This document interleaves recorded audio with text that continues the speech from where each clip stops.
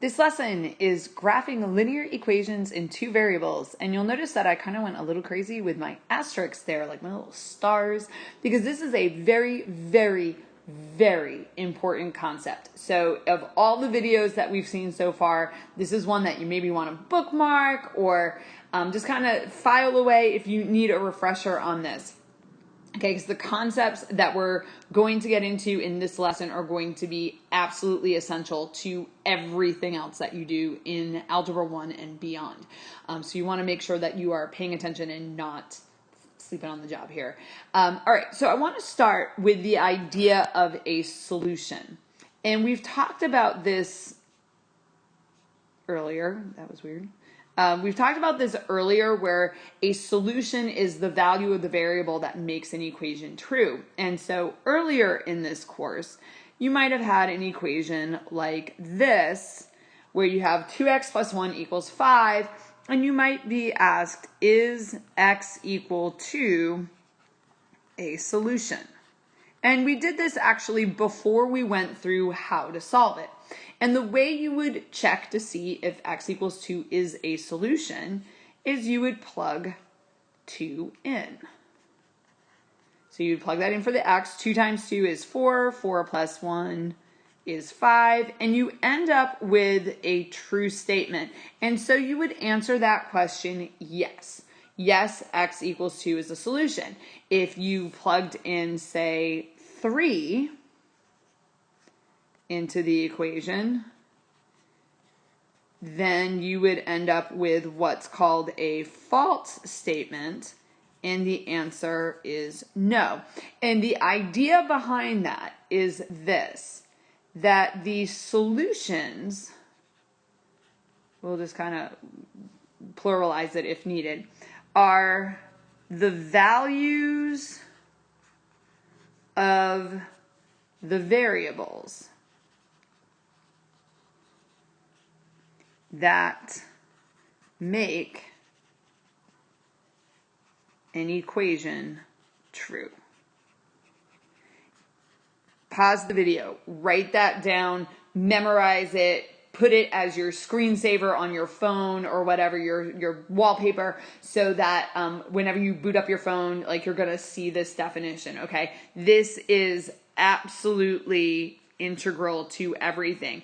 Not only for the process of solving equations and being able to figure out, like, if something is a solution to an equation, but also for graphing equations. So it's the same underlying principle, and math is consistent, and we have these principles and these rules, and when you understand those rules, it opens up so much in math to you. And if you're kind of glossing over those concepts, then you end up with a lot of what probably feel like disjointed ideas, and you're not seeing the relationship between them. So the solutions are the values of the variables that make an equation true. A graph is simply this: the picture of the solutions.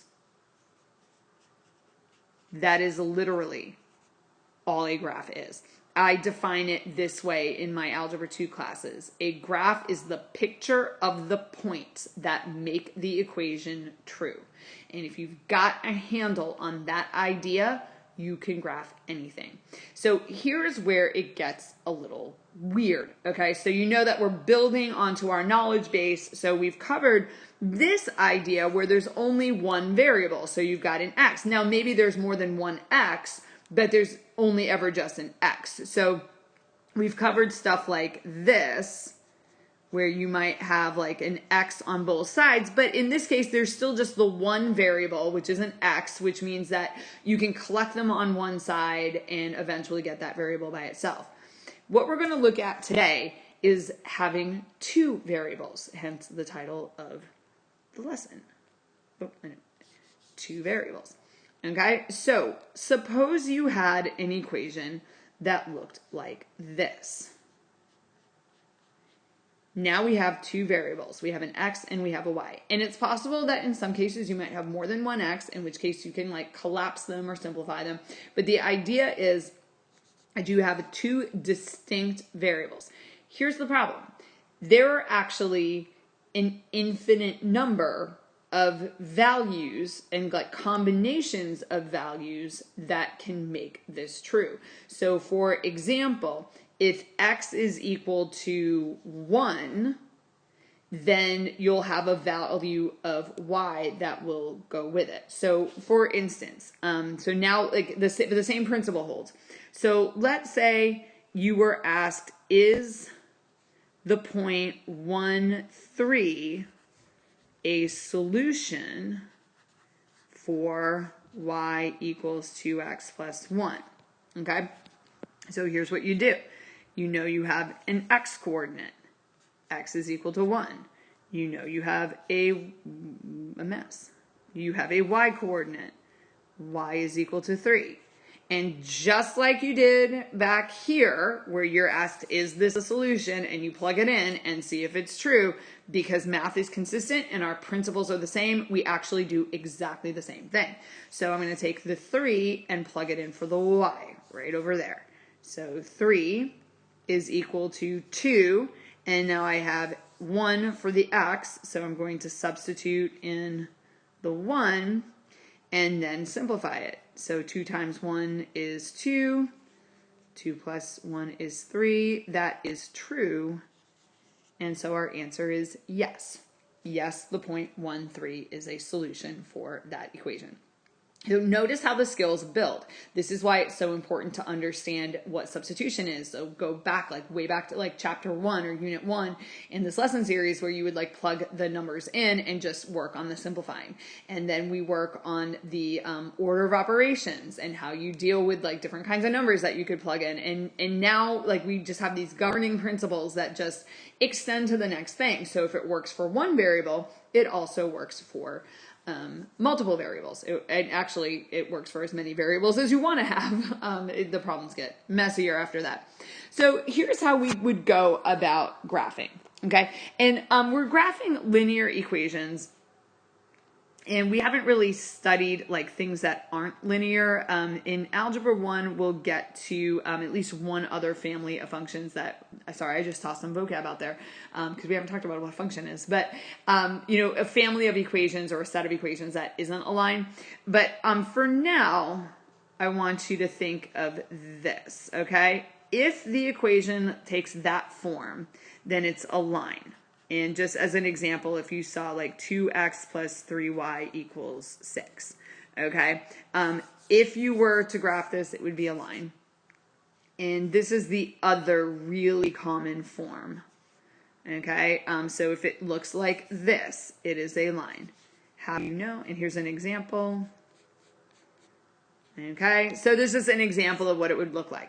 So we're going to do several examples, and we're going to graph these by what's called making a table and plotting some points and realizing that there's a pattern. So we know, for example, that 1, 3 is a solution to that equation, but it's not the only solution to that equation. It just so happens that because math is awesomely consistent, that there are patterns to the solutions. So we'll go back and look at this equation, the y equals 2x plus 1. And what we're going to do is we are going to create a table. All right? So we're going to create a table like that, and we're going to pick numbers for x. And at this stage of algebra, you can pick anything you want, okay? Any values at all that you want for x. So I often suggest to my students, pick the number 0. My students all know that 0 is my favorite number because it just makes things come out nice. So I'm going to pick x is equal to 0. So what we do is we come over here, we do some scratch work. We plug in the 0 for the x. 2 times 0 is 0. 0 plus 1 is 1. And what I know from this is when x is equal to 0, y is equal to 1.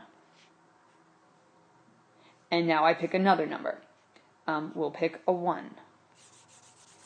All right, and then we repeat the process. So it's a little bit tedious, but I can't emphasize how important it is. So 2 times 1 is 2, and 2 plus 1 is 3. So when x is 1, y is 3. Next one. We'll go with a 2. All right? So now I plug in a 2. 2 times 2 is 4. 4 plus 1 is 5. And what you might be noticing over here is that when I go up by 1 on the x's, the y's go up by 2. And that is not a coincidence. So if that's true, then if we're going 0, 1, 2, 3, and we went 1, 3, 5, this should be a 7, because math is really awesomely consistent, and there are patterns everywhere. And lo and behold, we have a 7. Now, just so you don't get into like a rut, you don't have to pick 0, 1, 2, 3. You don't have to pick numbers in any particular order.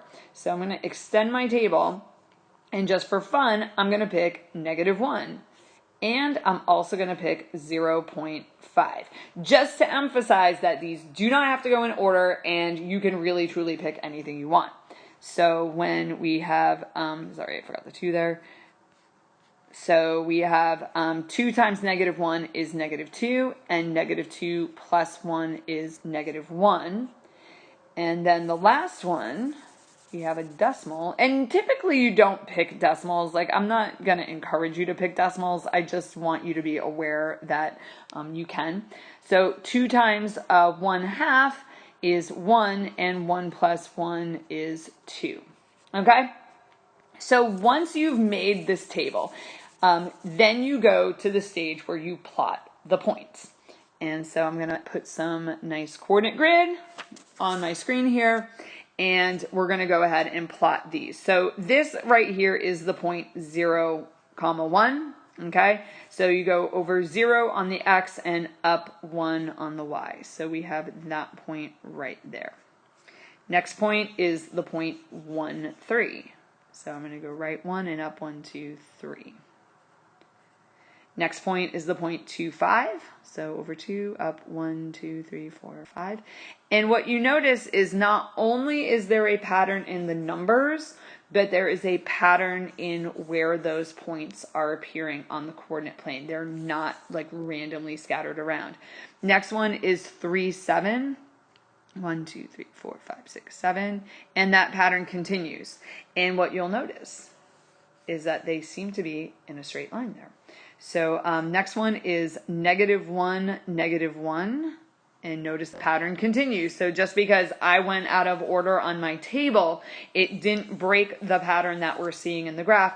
And then the last one we have to estimate. So 0.5 is going to be right in between the 1 and the 0 and the 1.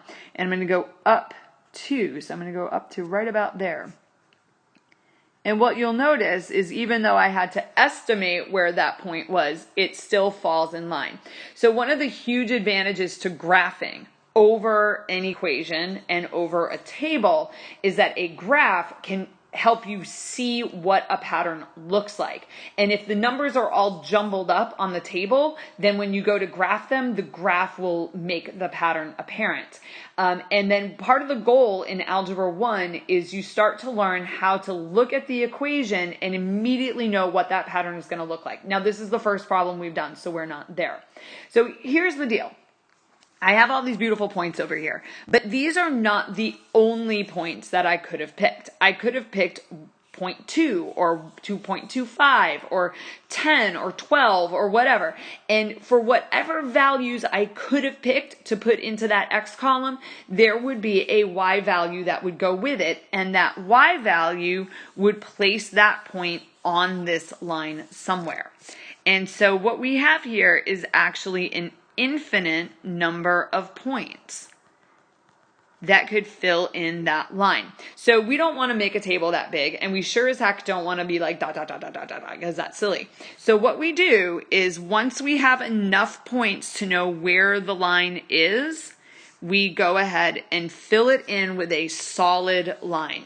Okay, we fill it in with that solid line and it would look something like that. And we put arrows on the end of it, just like last lesson, we put arrows on the end of it to indicate that that line keeps going. So I've got my coordinate grid here and it's just gonna go right off the end and it's gonna keep going infinity down in the other direction. Let's take a look at another example. So I'll give myself some lined paper just for a change. So we're going to look at 4x plus 2y equals 1. And I'm going to set up my table.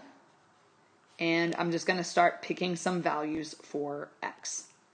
So I like 0 because zeros are awesome. So I'm going to go ahead and plug in a 0. And what, oh, sorry, that's wrong. Hang on, that's a 1. 4 times 0 is 0. 0 plus 2y is 2y. And then we divide by 2 and we get y is equal to 1/2. So I'm going to change that over to a decimal just because it's a little bit easier to deal with. Now that isn't what I was hoping to get, but it is what I have.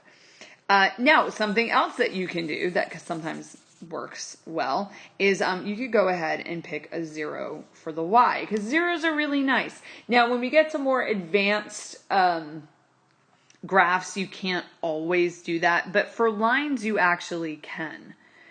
So I'm just going to go ahead and throw in that 0. Sometimes it works really nice if whatever number you have over here is divisible by the two numbers you have over here. This actually works really, really nice. And I'm skipping a lesson. This is 0 here because it doesn't work all the time. I don't know what I'm doing. I can't talk and write at the same time. Sorry, guys. So that's 1/4, which is 0.25. So these are not the greatest numbers. But it doesn't work all the time. And so I kind of thought it's more important to spend more, like maybe make a longer video on this. So what I'm going to do here is I'm actually going to see if I can think of a number that might make this come out better. Nothing is jumping out at me as a number that might make this come out nicer. Sometimes there is, you can kind of like think ahead a little bit and say like, what are we going to do with that? But you know what? I'm thinking, no, nothing's popping in my head. Like at least not on the spur of the moment. So I'm just going to go ahead and just pick some more stuff. So I'm going to pick x is equal to 1. And then immediately copy the problem wrong. So we have 4 times 1 plus 2y equals 1. And notice how before we can really do this, you have to have those equation solving skills in place. Because I'm just kind of launching through this. So 4 times 1 is 4. Now I want to get the y by itself. So I subtract 4 from both sides. 4 minus 4 is 0. 1 minus 4 is -3. Divide both sides by 2. And once again, I'm going to change that over to a decimal just because it's a little bit easier to graph in decimal form. And I'm going to do one more. I don't know what I feel like picking. Let's pick -1. So x is equal to -1. And so that 4 times -1 is -4. Now this is a -4, so we'll add 4 because to get the 0, -4 plus 4 is 0. 1 plus 4 is 5. Divide by 2, and that is 2.5. All right, I am not thrilled with those numbers, but I think we have enough to figure out, where our point is, where our line is going to be. So I'm going to go switch over to my coordinate plane. And let's go ahead and plot these. So when x is 0, y is 0.5. So it's going to put it right in between there. When x is 0.25, awesome, y is 0. So I'm trying to go about a quarter of the way. That's really tough to do because I'm doing this with my finger on an iPad mini. So not the easiest thing. When x is 1, y is -1.5. Now, what you should notice, though, is that even with the imperfectness of estimating, we're still starting to see that pattern. Because we're not just randomly throwing numbers into that. Like, we're actually going through an algebraic process. So that pattern starts to show up. over there. When x is -1, we're going to go up 2.5. Okay, and notice again that we have that pattern. Just like last time, there was a pattern to where those points were ending up. And I stopped my table, but I could have kept going. Whoops. Could have kept going. So I could have picked points in here, okay, and it would continue, but we're not going to do like infinite dots. So we're just going to draw a nice solid line, and we'll put the arrows on it to signify that it continues. Okay. Last skill to go over is really more of like a multiple choice kind of deal with this. I can't make up my mind what kind of paper I want on my thing here. Is and this can come in so valuable. Which point is on the line x plus 3y equals 6. And you've got two choices, the point 1, 2, and the point -2, 8/3. So pretty much like in order to answer this question, you have to understand how like the equation is related to the graph. It's just asking it in a different way. So I've got x is equal to 1 and y is equal to 2. And I'm going to start with this point, not because because it's on the left, but because I like the numbers better, because they're integer numbers. I mean, I'm not afraid of the 8/3, but I'm not a fan either. So we're going to plug in. So we're going to get 1 plus 3 times 2 equals 6.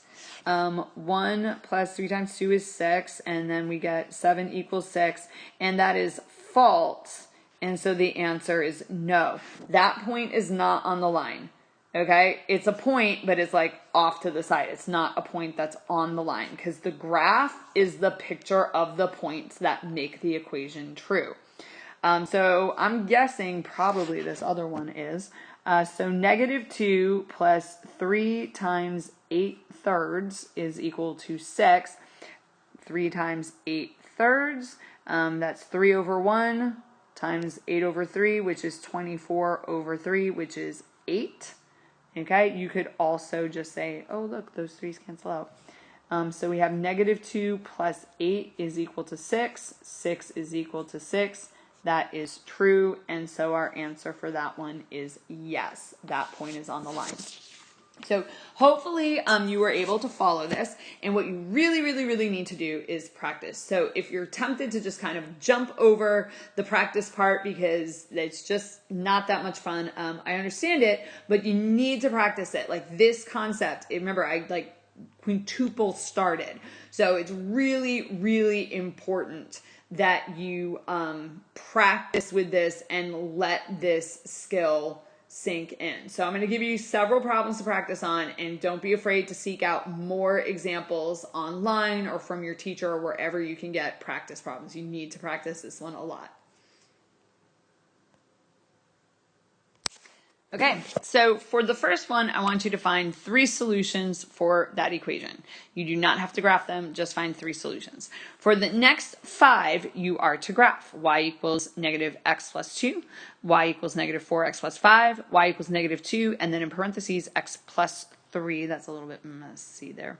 Y equals 1/2 x plus 4, and 6x plus 3y equals 0.